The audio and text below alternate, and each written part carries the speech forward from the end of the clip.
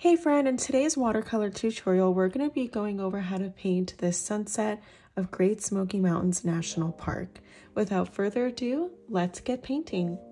Today's video, I am using 5 colors. I've got Cadmium Yellow, Rose, Prussian Blue, Payne's Gray, and Black by Winsor & Newton.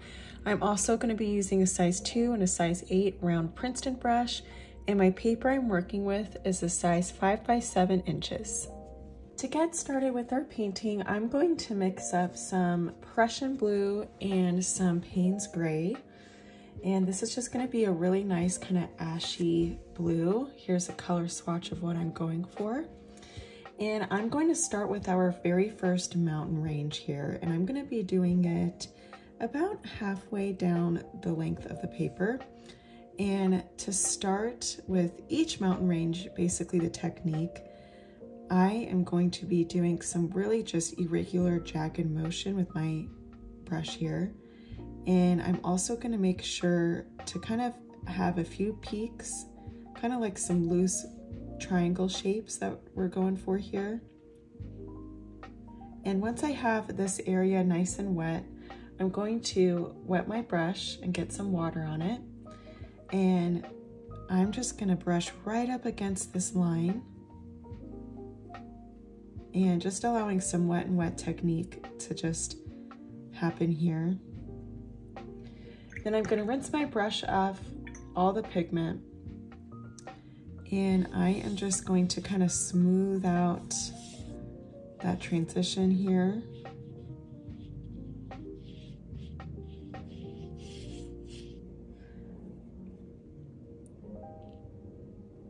And I am just going to let this area kind of set and dry. Don't want to overwork it too much.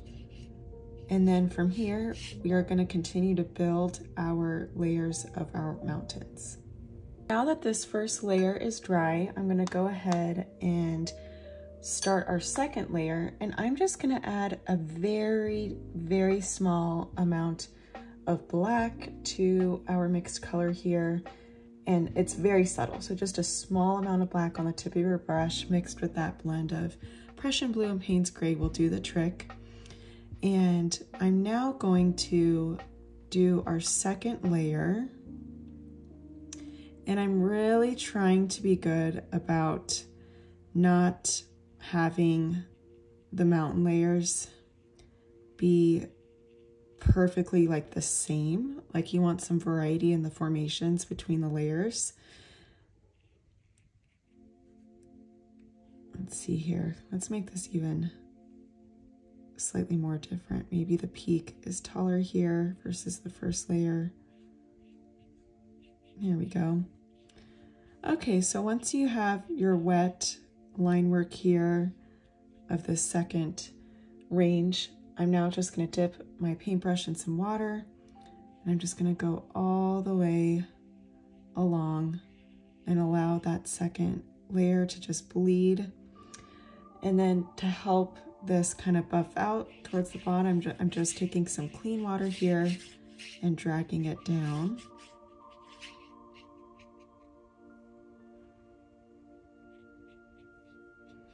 Okay, and then I'll just let this layer dry and we'll move on to the next.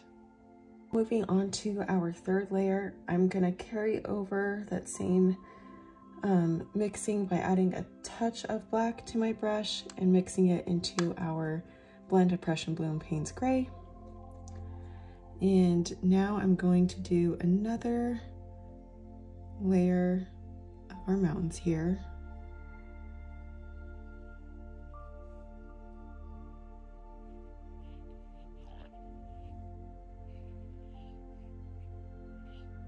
Making sure to have some variety. And then I'm just taking my wet brush again and just gliding it across.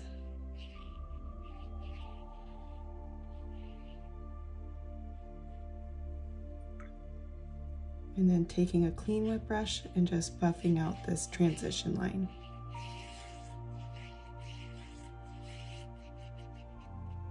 Now that this third layer is dry, I'm gonna go ahead and do our last mountain layer that won't have pine tree details. So the next two after this one here will have some more kind of texture on the mountain range to mimic some pine trees.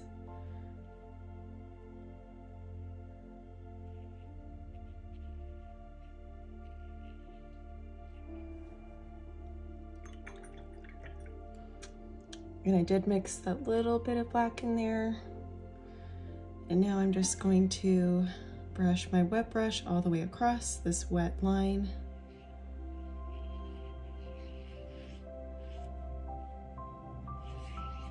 And then I will just drag this on down with a clean watered down brush here. And I'm gonna let this dry, and then we'll do our last two mountain layers, but these next two will have just some texture on them to mimic those pine trees. This last layer is now dry. I'm going to now add a touch more black to our Prussian Blue and Payne's Gray blend.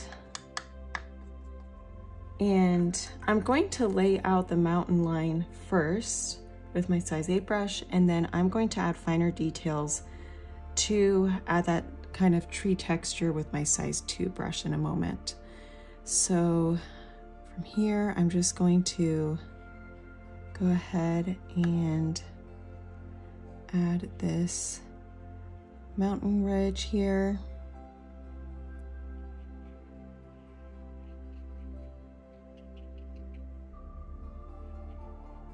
All right, and then I'm going to take my wet size 8 brush and just brush along right here. And then I'm going to add some more water, more than usual, because we're going to be adding some tree texture, and we really want that tree texture to kind of bleed and fog out below this mountain ridge here. Just using some kind of just texturized motions with my brush. I am just doing some vertical lines here, just up and down, to just mimic some tree texture. Because these mountains are closer to us in view, we will see some of that kind of tree texture here, but we're not going to see much detail since they're quite far away. So I'm just going to do this really delicate texture. I'm using really light pressure with my brush here, and I'm just kind of tapping out the brush in a vertical motion, just up and down. And after I do this layer, I'm just gonna do a second layer of mountains below with the same exact toothy texture to follow.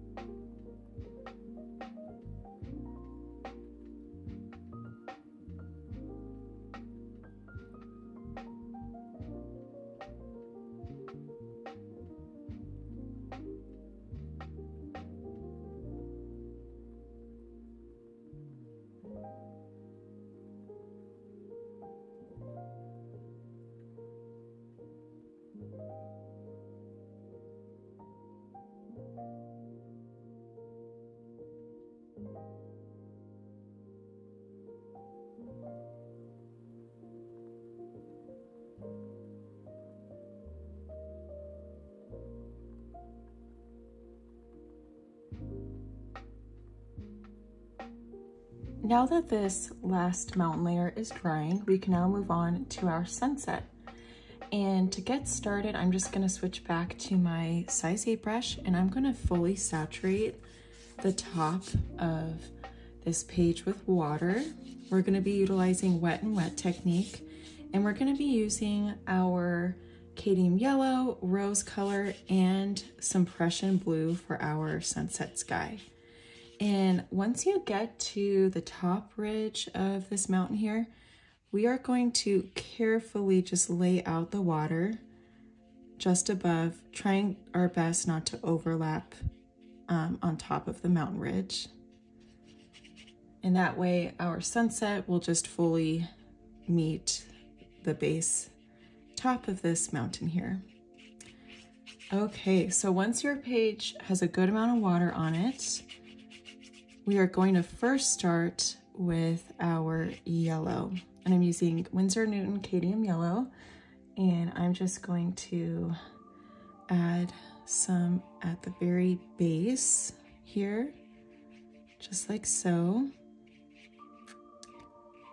And I'm just gonna blend it using a horizontal left to right motion, really utilizing the belly of the brush, not so much the tip, but the belly, to get those really nice broad brush strokes.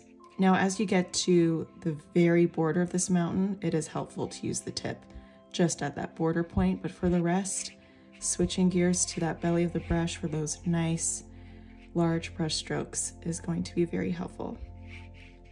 Okay, so our yellow has kind of muted down a little bit, so I'm just gonna layer just a few more concentrated amounts of it at random. Just want a few kind of patches of it to kind of pop and stand out, while some others are kind of blended out.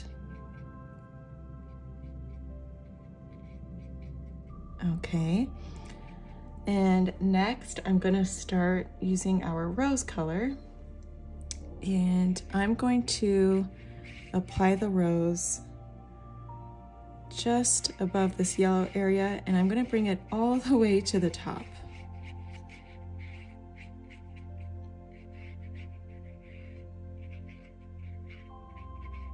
And I'm just utilizing some water here just to kind of buff out and smooth out that transition between the yellow and the rose. And to get some orange in here, I'm simply just going to layer some more yellow on top of the rose directly, and it'll automatically turn those areas into a nice kind of sunset, kind of California poppy bright orange, which I absolutely love. Definitely a happy, fun, cheerful color to work with.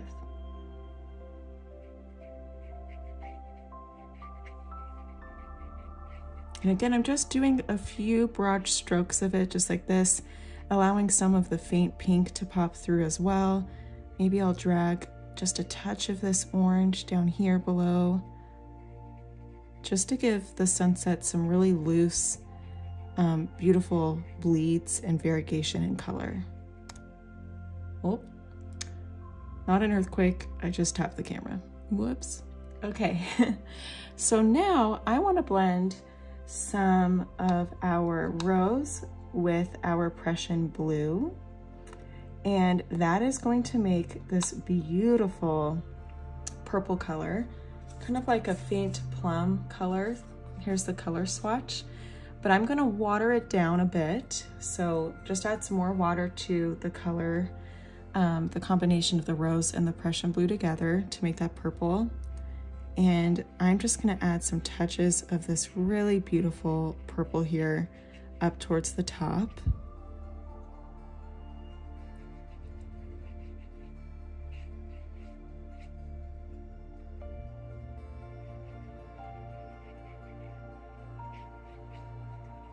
And I love just the touches of this purple and what it brings to the sunset. All right, I'm gonna add just a touch of it down here as well. And I'm not going overboard with the purple and the orange or the yellow areas, because I do not want those colors to intermix too heavily. Otherwise it'll turn kind of brown, which we definitely do not want. I'm now going to add a few more concentrated amounts of our rose color mixed with some of that purple. So I want a few vibrant, bold pops of color in our sunset. I don't want it to be too muted, but it's best to just slowly build and work the sunset versus overpowering it right away.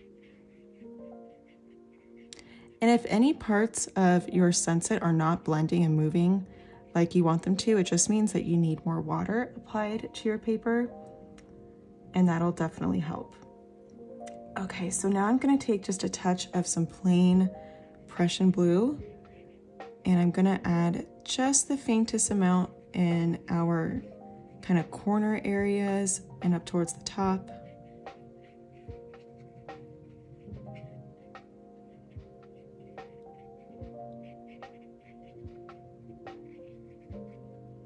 Maybe just a bit tucked in here as well.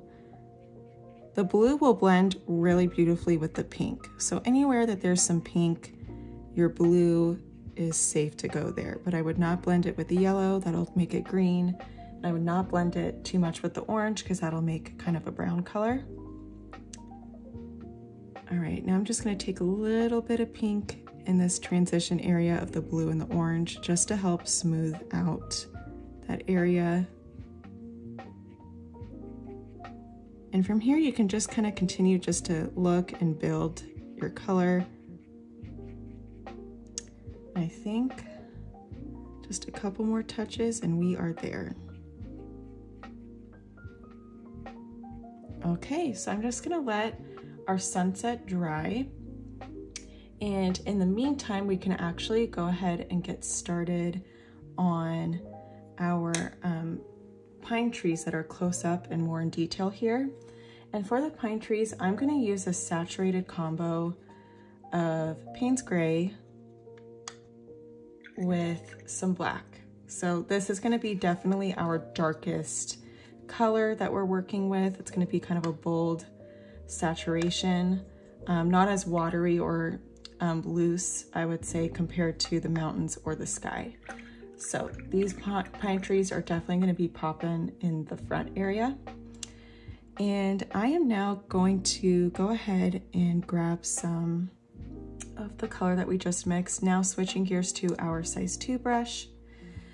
And to start, I want to start with some pine trees off to the right here. I'm going to lay out about 3 trunks or so, just so I could get a feel for where they're going to go. And even then, that's a little bit too light. So I'm just gonna mix a little bit more black and Payne's gray into my color. You really want like a nice bolder tone. Beautiful. And now I'm going to have a pine tree be kind of high up here. We want some variegation in the height.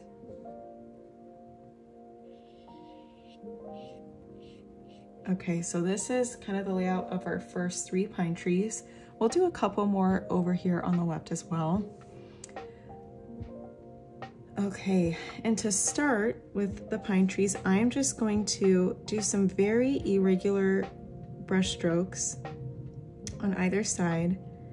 And the thing is with pine trees is that sometimes, I know I come across this issue with my own painting, I tend to try to follow such a perfect triangle, like to the T, that when there's no variegation in that shape, it just doesn't look realistic. But what I'm trying to do is make sure that the very top of my pine tree here just has some really delicate texture.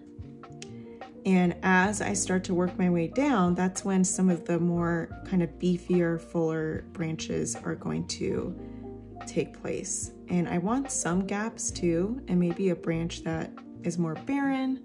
I'm really just trying to make sure I'm not having a perfect kind of cookie cutter style of a tree. I really am just kind of doing a line, like swooping line like so, and then I'm just adding a little bit of texture to it in some areas. And some branches, again, maybe just have more minimal texture.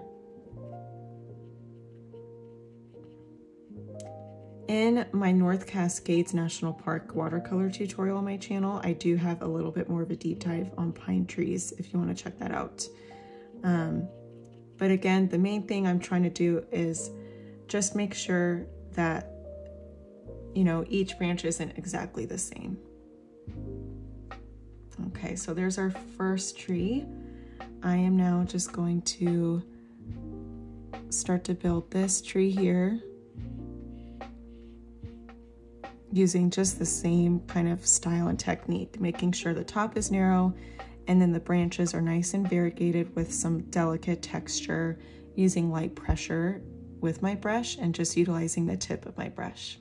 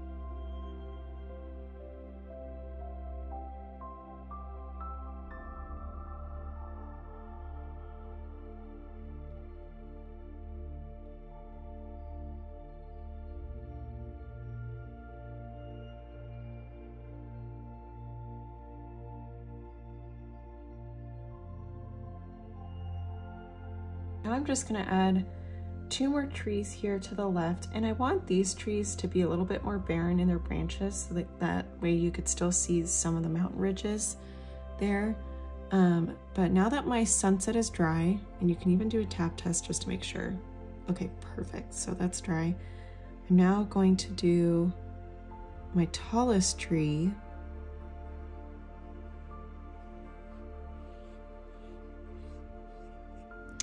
And then I'm gonna have just a partial tree over here to the left.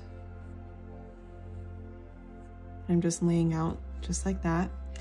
And these branches are gonna be a little bit farther apart, so there's gonna be some more gaps. But again, I'm just carrying on with that nice delicate texture using the tip of my brush and just adding some really irregular kind of brush strokes on either side. And I'm just making sure I'm leaving some gaps again, just being mindful of that. And I'm just working my way down the trunk here. And as we get a little bit lower, some of the branches will just widen. So kind of following in that sort of cone or triangle shaped silhouette, but not a perfectly done silhouette where the tree starts to look too full or unrealistic.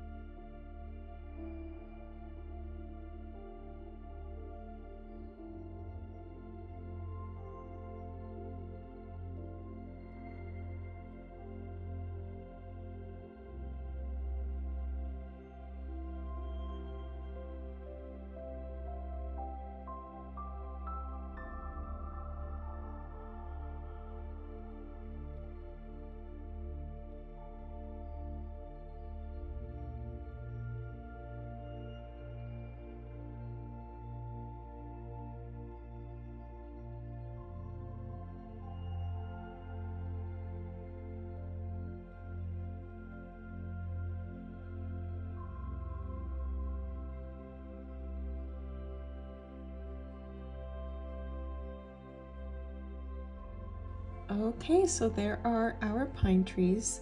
Now I just wanted to show if some of this yellow from the sunset does indeed overlap a little bit, you can take a slightly damp brush and just using some light pressure and motion over those areas, you can kind of smooth out that waterline a little bit and just get kind of the waterline just buffed out. So I'm just making sure to do that in a couple areas.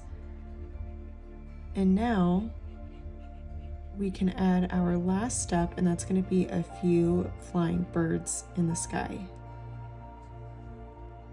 All right, I'm just going to add a few flying birds, and I'm going to start in our yellow area, and I'm going to start with a bird that's kind of got almost like a V shape here to start. And I'm just using black with my size 2 brush. Maybe I've got a bird that's slightly smaller, that's kind of got its wings flapped in a different direction, so it's slightly downward. And I'm using super light pressure with my brush.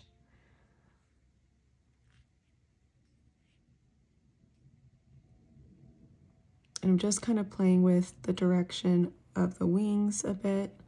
Maybe somewhere a little bit more flat, like so.